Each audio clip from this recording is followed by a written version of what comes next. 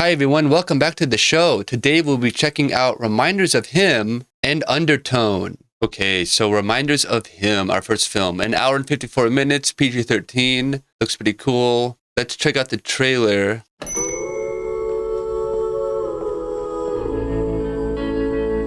Just that? Do you want him back? No, it's fine. Come back soon. If you insist. You know you can buy more than one at a time. I'm just working up the courage to ask you out.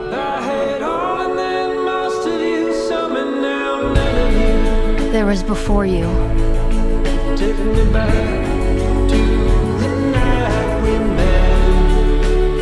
And there was during you.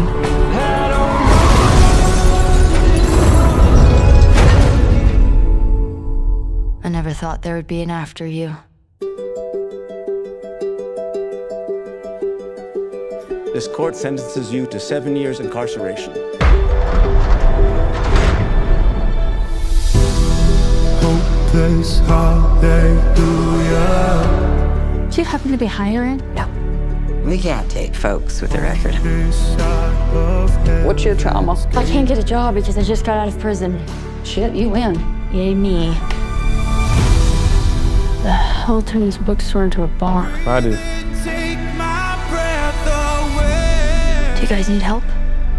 Do you know how to wash dishes? 7 years experience. Okay, not gonna ask you to expand on that. Hey, how's you know I live there? I'm not here to see you. I need to see my daughter. You're hurt. Go. Scotty was my best friend. When he died, we all came together to raise a little girl.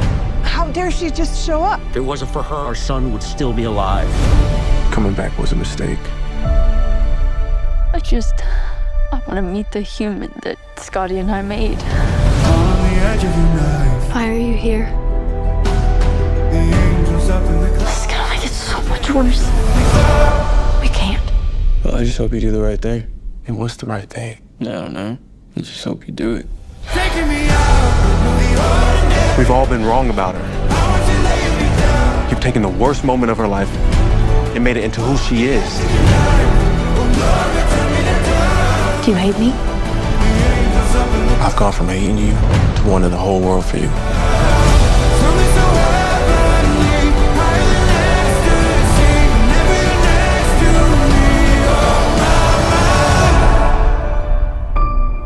I should probably go. You should probably stay. Oh my, oh my love. I take one look at you, you're taking me out of the ordinary. That is an almost 3-minute trailer.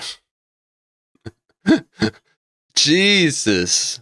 I mean, it looks good. It's sweet, sad, dark romance, tragedy, drama, romance. I'm sure it's going to be good and hit hard, but almost 2 hours, I bet you it's going to be dragging.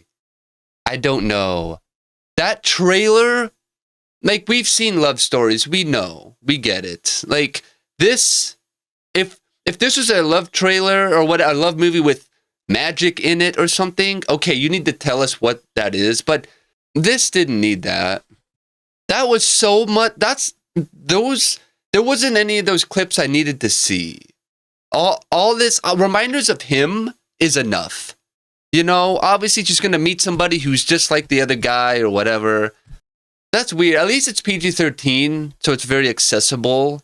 But I think people are going to say that it's going to lag. It's going to be too drawn out. The summary is: after prison, a woman attempts to reconnect with her young daughter, but faces resistance from everyone except a bar owner who with ties to her child. As they grow closer, she must confront her past mistakes to build a hopeful future. So, it has 6.5 already. I mean, I think people are gonna say it drags too much. It's 6.5 though. It's right in the middle, kind of, or sort of. It's kind of high, but we'll see. We'll see what this director, Vanessa Caswell, has been a part of in the past. Let's see. Love at First Sight, Reminders of Him, A Fairy Tale of the City. No picture.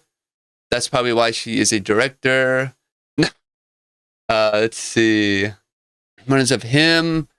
Love at First Sight, Gold Digger, miniseries, 3 episodes, Snatches, Moments for Women's Lives, 4 episodes, bunch of TV shows and shorts. So she jumped to movies. Okay, yeah, they're all shorts. So she's been doing short stuff, kind of middle, not bad ratings. Then she did a really good TV series, and they said, "Hey, you're on a roll. We got some other ones for you." And then it said, "Hey, we have a movie. Do you want to try a movie?" And said, "Sure." Hey, and then like, "Hey, you did that movie. It got almost 7 stars. Like, okay, do you want to do another one?" She said, "Okay."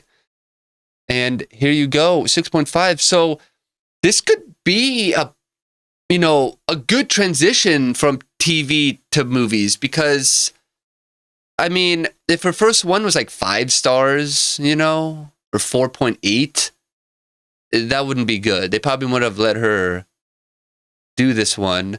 We'll see if she has written it or not, but that's cool. So, I mean, it could do well. She could know what she's doing. She didn't write this, it seems. This lady wrote it, Bridge to Terabithia, Verity, or Veriti. That's going to come out soon. So she hasn't... Oh, okay, 24 things. Mostly TV movies. Wow. It's for TV, but it's a movie. Huh. That's so interesting. And they're kind of lower rating. Huh. Not good ratings. Well, definitely mixed ratings. Wow. In comparison to the other lady, this lady has more experience but less success. Well, she started out good. Well, I'm confused. Maybe that's why they said, "Hey, you're not doing well lately, kind of, sort of. We're going to put you with this other lady who's a little bit more stable when it comes to the ratings, and she's transitioning from TV to movies. So maybe you want to do that with her and help write the script for this movie." And then Verity, or Veriti, coming out this year at some point. This is also written by Colleen Hoover. Colleen Hoover's first novel, Slammed, was self-published in January 2012, and then did a sequel, Point of Retreat, novels with extra bucks. Cool. It ends with Us. Oh no. Didn't it ended with them, I think, right? It ended with the lawyers or something, I think. Let's see, Romance of Him, Regretting You. I didn't watch that one. It ends with Us. Wow, there's a lot of these books. I was gonna say, it has that book title thing. That's hilarious. Wow, she has like literally no experience. Well, she did a TV series, 7 episodes, has a little bit of experience. And then how much did she do with the book? She wrote the whole script for that. So she's going to do book adaptations. That's her thing then. Interesting. Oh, she's actually acted in something in Confess for 1 episode. Well, and let me, wait, what were the 6.3, 6.0, 6.5? Well, she can write, I guess, in the middle, kind of. I haven't seen those movies, so I don't know what her style is, Let's see. And then Micah Monroe, Bradley Whitford, Tyreek Withers, or what writers? Withers. So interesting. Lauren Graham. That's cool. So good. Kind of unknown actors. Let's see. Some reviews. 9 reviews so far. First one is from March 13th, today, I guess. Someone saw it this morning or something. 10 out of 10, surprisingly good. Love the chemistry between the 2 main characters. I get how difficult it is to make a movie out of a book, but the things that were changed made sense to me to ensure the movie had a good pace. See, that's better to do stuff for what needs it. Not completely change it, like The Long Walk, Just change some things, maybe, or whatever. Overall, it was a touching, and acting was great. If you read the book, you definitely will like how they adapt it to the screen. Well, that's good. 7 out of 10. Took a while to find a groove. The editor must have been paid by the minute. The way the first third of the film hustles through the return of Maika Monroe's character to Laramie and attempts to confront her dead boyfriend's family and their daughter, looked after by his best friend Tyreek. Perpetual, don't ask me, expression withers. I'm not familiar with this actor. That's funny. Despite neither of the leads having much range, it eventually does find a beautiful catharsis. Any film where a motel offers free kitties with their rooms is okay by me. What? And it sure was better than the trailer for The Devil Wears Prada 2. It was better than the trailer for a different movie, where you wish the whole cast would board a plane without instruments training to Martha's Vineyard and vanish into the inky blackness of night, never to be heard from again. A nice little familiar film of small-town regret and attempts at renewal, like many of our lives. That is such weird wording. I think the trailer was way too long for this movie, So the editor must have been paid by the minute, the way the first third of the film hustles through the return of Maika Monroe's character. So that must mean that it was over 2 hours and they had to cut it down. And they said, hey, we can't cut it down anymore without losing, important things. So that's possible. Maybe they said, okay, we can cut down the beginning and get through that a little bit quicker. If that's true, then the runtime is justified. They needed that. That's how much time they needed. An hour and a half is too short. An hour and 45 was just a little too tight. And then an hour and 50 whatever is perfect, probably, for this. This one is 7 out of 10. Reminders of familiar drama, romance movies. Likes. Entertaining pace. The little girl is adorable. The acting is decent. The message are touching. Great cinematic magic. A track list very fitting. Cute romantic movie prowess. Accuracy to the book. Decent summary. Hoover's work is a very emotional, heavy piece that feels like a renaissance of the trend Sparks did long ago. In this adaptation, many of the same qualities eke their way into this movie, starting with an entertaining pace. Remind us of him as giving you the meat of the story and keeping it going without too many details, getting fixated on the thoughts of the character. While this may take the experience away, Caswell has taken the screenplay adaptation and injected some feeling that feels very much appropriate for what the trailer showcased. Much of this comes from the acting, music, and cinematic magic that this film presented. Acting-wise, the film is primarily carried by Monroe, who may not show the largest spectrum of emotional moments, but instead masters the three very similar moods: tortured depression gradually spinning into a melancholy hope that holds a quiet beauty I really appreciated. She's poetic, she's tortured, and those elements craft a protagonist that I enjoyed watching her face such an odd set of circumstances and heartbreaking awkwardness. Gosh, this is some tough reading. Withers does a fine job as well, bringing that tragic hero element to the fold,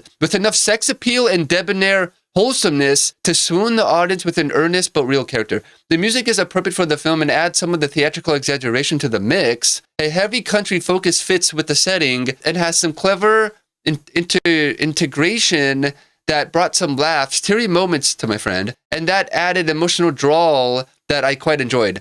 And she's like watching her friend cry, like, this is pretty good. And bringing so much of this together is a strong cinematic prowess that uses lights, angles, and movement to capture the emotional frenzy of each moment. These well-planned sequences come together in such magical moments that capture the acting caliber well and match the musical quality, a nod to the solid editing. That's a lot. Past that movie, the movie's content was enjoyable and felt like another addition to the Hoover menagerie of movies. Reminders of him is loaded with the familiar tropes the genre of films thrive on. An awkward situation that starts tense soon turns into some cute fun, but it explodes into those passionate moments. Those moments are tasteful, but still hold scintillating elements that I think audience members will enjoy, all surrounded by dialogue that helps build the moment past the simple lack of lust. Those strong messages Hoover addresses in her books require some tough elements to develop, but the film does a nice job of addressing them at a pace that is entertaining without dropping too many elements. The lessons she teaches have a bit more bite with the visual elements, and this particular film may bring the most relevant lesson to my own life, meaning it holds a little more merit. That's good. Don't think it's just a tearjerker though, for this film has a cute side that I found jovial in how it broke up some of the tension without diverting too much power to the side story. Yeah, we saw some of the jokes in there. That seems good. And it does seem pretty sad though,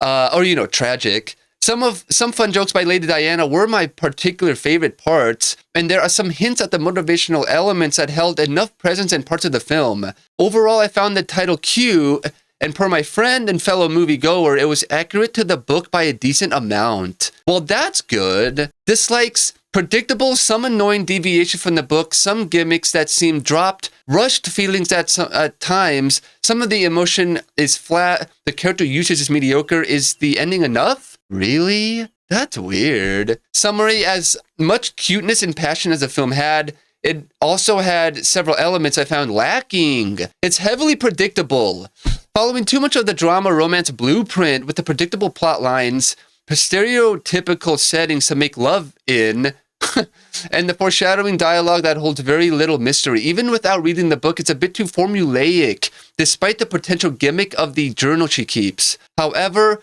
this is usually expected, so I can't say this is the biggest element to be upset with regarding the movie. I think the bigger limitation is, again, trying to pack such dense material into a film whose content runtime is about 105 minutes and trying to match the same depth with a thought-heavy novel. That's so then it should have been longer. So there's that much. But if this is the same kind of story, we don't need all of that. This seems like it didn't need to be made. You know what I mean? Like, it's another story that we've seen already. But what makes it different? See? That's the thing. My friend said there was some annoying deviation from the book. Elements that were more engaging, original, and executed better than in the film. Some of them were minor, but she stated others were surprised to be altered by the degrees they were. One element I noticed that was the diary reading elements were not executed to the best extent. They held a charm, but sometimes they came out flat or improperly placed. I didn't really notice this until about midway, where they stopped using it altogether. Maybe they had to edit it out, maybe. At which point it felt like such a waste of a powerful storytelling element. Yeah, it's probably all like the private things that she thinks that aren't being said. Yeah, that's so weird. Another thing we felt at times is that the movie felt rushed. With inconsistent pacing that didn't quite capture the best balance of build-up and big delivery outside of a few moments. Yes, they were filmed well, but the story itself at times came off flat, boring, and too hastily solved despite how much they tried to avoid such consequences. Again, I have not read the book, but this adaptation felt even more rushed than the two of the others, leaving me feeling a tad underwhelmed in terms of an engaging love story. The worst aspect, though, was the character utilization. We have two leads that get a large chunk of screen time, and everyone else feels like an underplayed support piece that has so much to contribute, but ended up merely reduced to a few convenient revelations or one-liner jokes. Such bland character usage illustrates the struggle of novel adaptations, and Hoover's work still requires more study to execute to the full effect. I feel like they need to interview the writer, her first, and be like, okay, now I understand how you came up with the characters. Now I can adapt this book. Finally, the ending feels okay, a heartwarming wrap up to the dynamics, but talking with my friend sort of paled in comparison to the finale of the book, though it was a little less eye-rolling and cliche. So is it enough? I guess it depends on your allegiance to the book ending versus a bit more honorable ending. And finally, this is a long review. The verdict. Reminders of Him is another familiar tale in the long lineup of drama romance films, a cliche tale that is dripping with moral lessons intertwined with romantic endeavors. It holds a lot of the familiar elements of the genre, but which will be very welcoming to such fans. With great acting and a cinematic quality that enhances these elements in a pace that supports fun and emotion, this film is going to be an okay time at the movies. Yet the film is trying to cram a lot into a shorter runtime, which for such a thought-dense book is a challenge that is hard to meet. Pushing past the predictable elements and story, the film doesn't utilize the gimmicks it started with well, nor does it have the consistent emotional depth the other films in her works have accomplished. Time got the best of them, and it felt like shortcuts and editing had to make time. which led to some character underutilization. Some elements feel unfulfilled and took the originality away. When looking at all of this, I would say it is worth a trip to the theater for a date night, friends night out, or if you're just that big into Hoover's stories, the drama romance genre. My scores of reminders of him are drama romance tragedy 7 to 7.5, movie overall 6 to 6.5. Well, I'm not going to read any more because that was a long one. Dude, that's pretty thorough and in depth. I feel like we don't need to see this movie. It's like another one. What makes it any different? 6 out of 10, 7 out of 10, flawed but enjoyed it. 7 out of 10, a very touching film. 5 out of 10, 2 out of 10, slow and not engaging. 5 out of 10, a tad boring and so predictable. Well, the one I just read seems the most believable. Definitely a long review. But let's see if there's a budget here. Of course not. PG-13 for sexual content, strong language, drug content, some violent content, and brief partial nudity. Wow, okay, I didn't expect that. Like Midwinter Break. There's like cussing in it and some violence in a PG-13 movie with 2 senior characters. Like he beats the crap out of the wife at some point. You know what I mean? I think it's that she was an alcoholic or something and she's going to get injured by falling down the stairs, I think. I don't know. That's what I'm assuming. Like some light, contained violence, not anybody hitting anybody type of a thing. But this sexual content, like Wuthering Heights, and then strong language, just 2 F words. 1 F word for sure. Drug content, it's got to be a joint. And then some violent content and brief partial nudity, all in a PG-13 film. Jeez, you're getting a big, that's a lot for a PG-13 film. Hopefully it's toned down. All right, well, I think that reminders of him might have a $25 million budget from what I heard and I wrote down. So I think that this movie could pop with, I'm going to say 20 million because, well, I think it's going to pop with 30 million like at first, and then I think it's going to drop off. And I think it's going to come in 5th place at the box office. Okay, and the next film is Undertone, another film from A24. If Pillion, Marty Supreme, The Moment, I think, is still there. And the other one that they just had, and then Undertone. And then I think there's one more. That's 4 or 5 A24 films at the theaters right now. Is that crazy or what?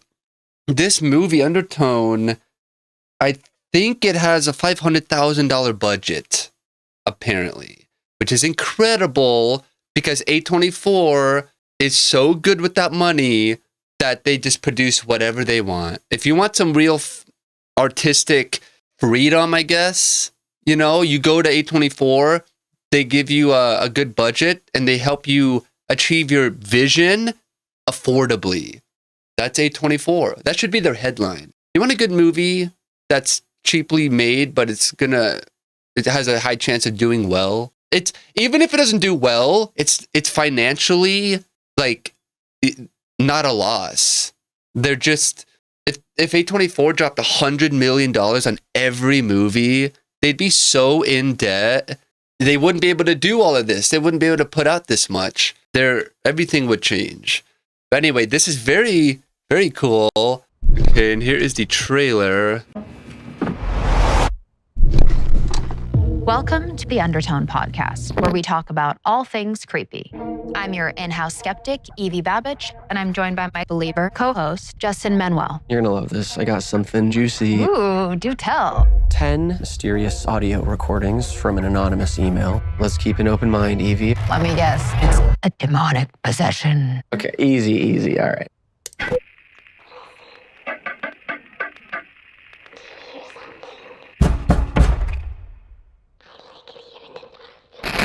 We've heard weird stuff before, but this feels different. You believe that? I'd like to speak with Mary.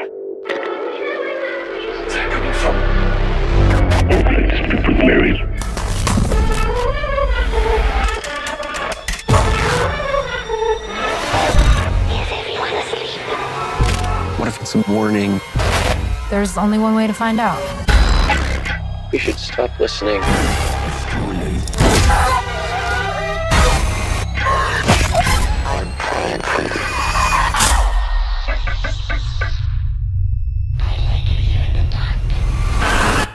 were you thinking? You shouldn't have listened to all of them. It's what she wants.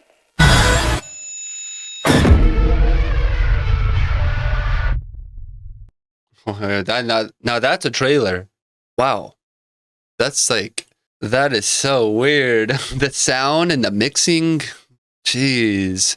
Hour and a half. That's very interesting. It seems like all the movies, they're starting to realize, hey, we need to back up on this time. Let's just go back to an hour and a half. I mean, as you know, whenever they can. This is a folk horror, monster horror, psychological horror, supernatural horror, horror sci-fi thriller. The host of a popular paranormal podcast becomes haunted by terrifying recordings mysteriously sent her way. I was recently thinking that, you know what? There hasn't been a podcast movie. Like, the whole thing taking place in a podcast room would be pretty cool. And, like, they'd have to use the podcast to contact people. You know, like, it'd be very affordable, I think. And very easy to film, I think. So, yeah, let's see. 6.6 stars so far. Ian Tuason wrote it and directed it. That's pretty cool. Here he is. He is known for continuity problems in 2009, Undertone, and then Extreme Close-Up in 2011. Let's see. Undertone, The Occurrence on Hollow Road, Video, The Closet, Erase, Extreme Close-Up, short. Pirates Are Bad People, short. Continuity Problems, director, short. So a lot of shorts and then a main movie. Wow.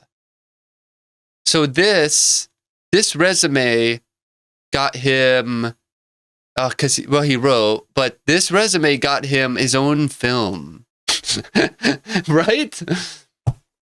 I guess A24, you must have like an affordable idea, or even so, they probably know the best way to go at making the movie affordable anyways. And then you just need at least a little bit of experience of writing, whether it be movies or shows, preferably probably movies, and you can get your own writer-director role for a movie at A24. You know, like, that's so cool.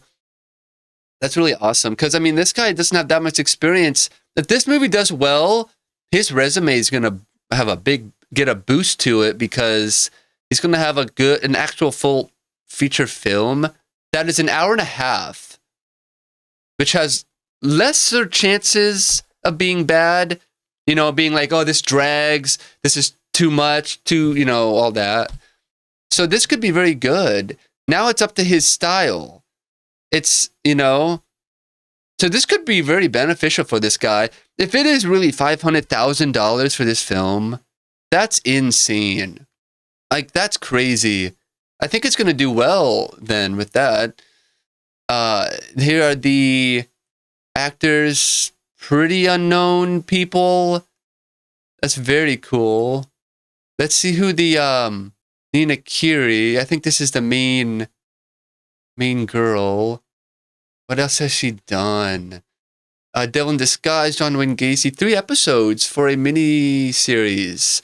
Outstanding, a movie. Undertone, this one. You're Hot, a short. The Handmaid's Tale TV series. 28 episodes. Oh, is that her thing then? And a bunch of other stuff. Ooh, not a good rating on that one. 8.7 for Murdoch Mysteries. Wow. 1 episode. 28 episodes. So this is her thing then. Is she from The Handmaid's Tale? Is that what it is? Friends Like Us, upcoming. Sanctuary, upcoming. And then Welcome to Kurosawa House.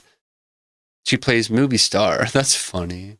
What else has she done? She's written TV series. She's written 8 episodes of a TV series created by? Wow. No rating. And then Tunnel Beach. That's really cool. And then she directed both. Wow. Well, good for her. She's got some experience. Now she's got acting. Writing, directing, creating, and then acting now. That's cool. Let's check out some of the ratings for this one. 25 reviews, 3 out of 10. One of the slowest burns in horror that proves some listeners will be terrified, while others just hear silence. Oh no. Wow, I hope this isn't true. This one says, this is a long one. I will read it though. Horror has always been a genre willing to experiment, and Undertone leans heavily into that experimental territory. Marketed as an audio-driven horror experience and backed by A24, a studio known for bold genres filmmaking that hits more often than it misses, Undertone arrives with a fascinating premise, a paranormal story where the terror unfolds primarily through sound rather than visuals. I feel like the visuals should be just as important because we are seeing things, you know? Movies already have this approach to them, with the sound being very, you know, pretty important also. Like making sure all the speakers are utilized, making sure the levels of sound are utilized, the bass, you know, low end, high end, all that stuff. But I know that this is primarily focused on audio, but you can't just sacrifice visuals for the audio and be like, you know, less camera movement, simple shots, but the sound is, you know, they brought in everybody. They have 20 microphones in the shot, you know what I mean, on set. So I don't know, but you need to have it be like, you could up the sound. So the visuals are already insane, and the sound just makes it even more insane. I think that would have been a better approach. Hopefully this isn't true though. The film follows Evie, who hosts a paranormal podcast with her friend Justin. Evie plays the skeptic to Justin's believer. She has returned home to care for her dying mother, and she has shifted her show to her mother's dining room. Justin receives a recording from an anonymous source about a married couple experiencing strange noises in their home. What begins as podcast material slowly becomes an unsettling rabbit hole of paranoia, psychological dread, and the creeping possibility that something very real and very wrong is hiding within the recordings. Evie and her mother are the only characters ever seen on screen. Everyone else exists purely as voices within recordings or phone calls. Really? I wonder how true that is. Like literally just them. The idea is not unheard of, no pun intended, of a horror film forcing the audience to listen as closely as Evie does to every detail and clue. See, that is the point of it, is that. So you have to make the sound more obvious and able to decipher the clue. You know, if the clue is badly heard, no one's going to get the movie. Like, you didn't hear it? He said, you have 7 days. You didn't hear that? Like, no, nobody heard it. It's like, oh, they have to redo the sound and make sure that's clearly heard. The most important thing that you need to hear, you know, should be heard. The focus should be on that. That's so interesting. Wow. It must have been easy to film. $500,000 budget. But about 40 minutes in, the slow burn is barely at a crawl. Evie spends much of the film listening to recordings that unravel the disturbing descent of one woman into madness, layered with eerie children's nursery rhymes and distorted audio clues. The audio people must have had fun on this film. There are also a lot of visual red herrings scattered throughout the film. Coats hanging on walls that resemble people. Shadows that look like figures, shapes that hint at movement but never deliver. These moments are clearly disguised to keep viewers scanning the screen for something paranormal, something sinister. But when combined with the occasional dream sequence jump scare, they start to feel repetitive rather than suspenseful. See, that's interesting. At its core, this is essentially a one-person film, and Nina Kiri does her best to hold the audience's attention. She gives a committed performance, reacting to the unseen horrors unfolding through the recordings. Unfortunately, the film's pacing works against her. Just as the intrigue begins to fade, the movie continues to stretch the premise further than it probably should. Really? Wow, an hour and a half? By the time the climax arrives, the emotional payoff lands more like a shrug than a shock.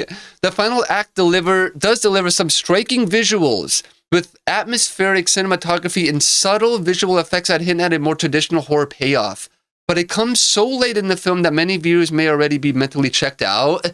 They're distracted by the bad parts. That's not good. That they can't even focus on the end. Undertone ultimately feels like the first horror film since Paranormal Activity, where the audience reaction would be widely divided. Really? The first one's horrifying. Some viewers will find the minimalism and audio-driven tension deeply unsettling. That's good. I guess that's a good thing. Others seem, especially those familiar with the countless creepy storytelling channels and analog horror experiments online may find themselves less impressed.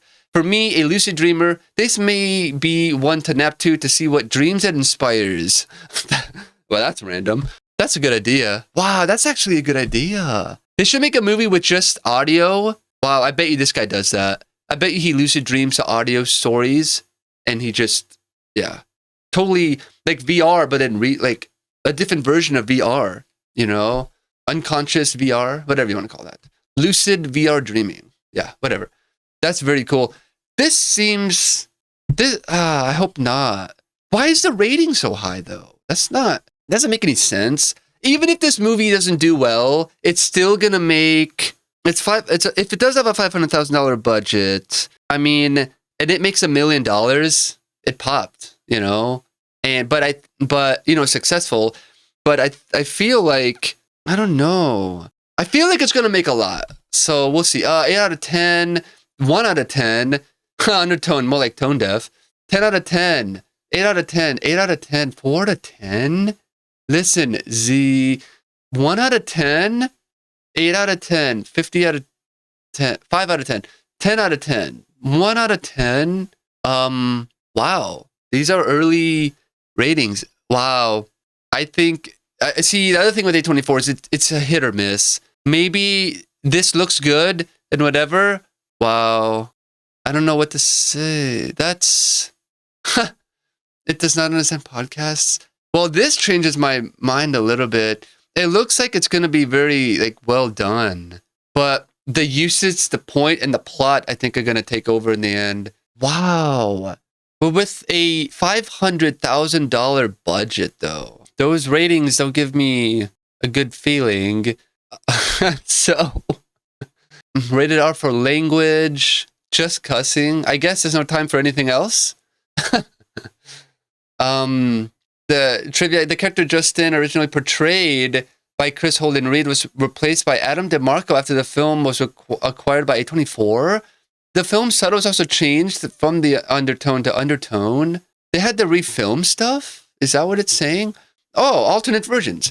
In the original cut of this film that premiered at the film festival, the role of Justin was performed by Chris Holden Reed, and the role of Dr. Ram was performed by Brian Quintero. After the film was acquired by A24, the two roles were recast, and in the version of the film released theatrically, the characters are voiced by Adam DeMarco and Ari Milene. Wait, what? This must be the two characters that are off screen, right? Wow, anyway, that's interesting. The London Bridge performed by the Jack and Jill Singers. That's probably one of the creepy songs, whatever, in the thing that is heard. No budget, but I think I already found out it's $500,000. So I'm going to say that with a $500,000 budget and mixed reviews and maybe a seemingly not the best premise for a film, that Undertone will, I'm going to say because of the low budget, it'll pop with $1 million. I want to say $5 million. But I'm going to say 1 million just in case. And so, yeah, Undertone will pop with 1 million. And I think it'll be in like 6th place or 5th place at the theater, or 4th place, because I said the other one would be 5th. So 4th place maybe. We'll check out the box office in a minute. So we'll see if it's really what it can compete with, if it's going to knock any of the current films off the leaderboard. So, yeah, I think Undertone will pop with $1 million.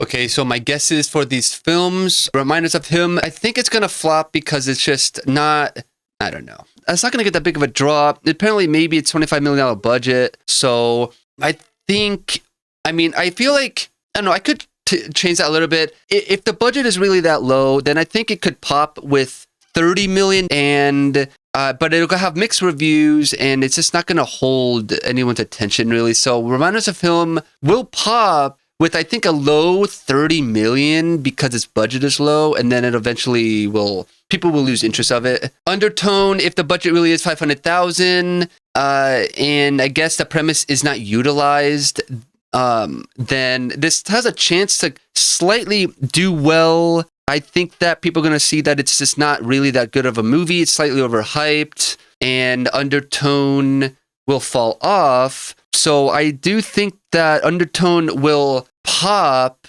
with 1 million just because it's, A24, and then people are going to want to see it, and then people are going to find out it's not good, and it will fall off eventually. And I don't think it'll be in the top 5, maybe 6th place. So Undertone will pop with 1 million and eventually fall off, I believe. Okay, now we can check out the current box office that is going on. These are the 2 movies that are coming out, and these are the current ratings. That's so weird.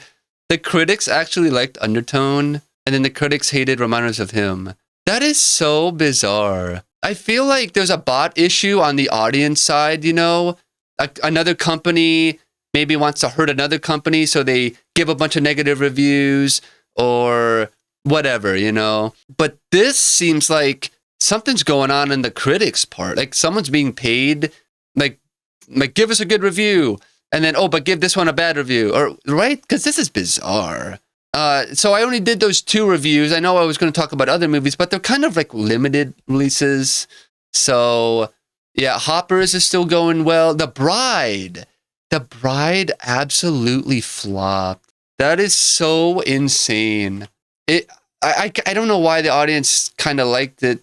I don't understand this. There must be not enough reviews. Maybe that's what it is.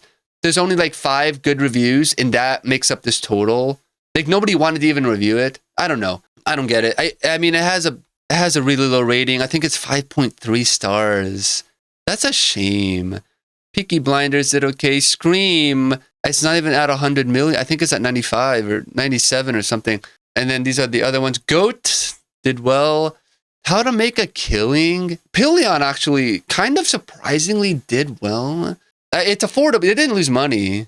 So, but How to Make a Killing, I don't think that hit. I don't think I had enough to do it, really.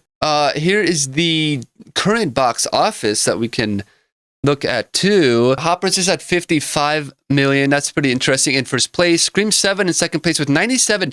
Not even 100 million yet. I don't think it's really that amazing of a film. Like it should have been a little bit better and it should have made 100 million the first day or whatever. The first few days. Go third place, 85 million. The Bride, all $8 million. $8 million. Jeez, that is a shame. That's a shame. She's going to go out with 3 films that she's been involved with. And then Wuthering Heights is still there in 5th place. It's doing, 80 million. Whatever. Epic Elvis didn't really hit. Crime 101 should have been more. Send Help still there. I couldn't imagine 2 is still there. Demon Slayer Protector. Avatar, 402 million. Zootopia beat Avatar. Wow. Good Luck, Have Fun, Don't Die did not do well. One Battle After Another still there. Kinda. And Psycho Killer didn't do well at all. Some of these films should have just hit way better. I am blaming the timing. I don't get why. The timing is so wrong. Why are they putting out Halloween movies right now? It makes no sense. They're wasting so much time. Maybe what the movie people should do is like a bundle deal so that you go see 3 movies. Like you get, you know what I mean? So you can see more and it's a little bit more affordable because if movies were $2, people would see everything. You'd be able to walk out of a movie and go somewhere else, right? And if the movie was really good, the people are going to stay to the end, and then you have them fill out a survey at the end and give a review or hit a thumbs up or thumbs down when they exit the theater. Really simple. And then you can get a general rating of the movie and see if people are liking it and give the feedback to the studio so they can be like, hey, that was good. Do another one. And then they can produce stuff that is being, liked or viewed, which is kind of weird because you're supposed to accept what the artists do. You can not like it or like it, but you're supposed to accept that this is this artist vision, right? So that's what A24 is. It's like the artist gets freedom to film whatever he wants, but it doesn't work out. Well, that's okay. Affordably, they can afford the loss. This is more for the artist being able to be artistic and do something, enact his vision or something. So it's very weird because if you just do what sells, then, and you have stuff you want to write, but you can't write that because nobody wants that. It's just like, I don't know. I feel like it defeats the purpose in a way, but I know you're supposed to sell what you're supposed to make what people buy, right? But A24 allows for creativity. You know, if nobody wanted Undertone, well, they'll make it anyways. Doesn't matter. If nobody wanted How to Make a Killing or Pillion, well, it doesn't matter. They're still going to make it because they support the artist's creativity, I guess, you know? That's what it seems like, at least, which is pretty interesting. I don't know. The films need to cost less, for sure. And, you know, and then the ticket prices could go down. But I think they need to do budgets for this so you can go see more films at once rather than see one and then you have to pick one and you can't compare it, you know? So anyways, it's pretty funny. And that wraps up this episode. Thank you so much for watching. I really appreciate it. Comment down below about how you think these films are going to do. And we'll check back on Monday to see how they turned out. And I will see you in the next episode. Peace.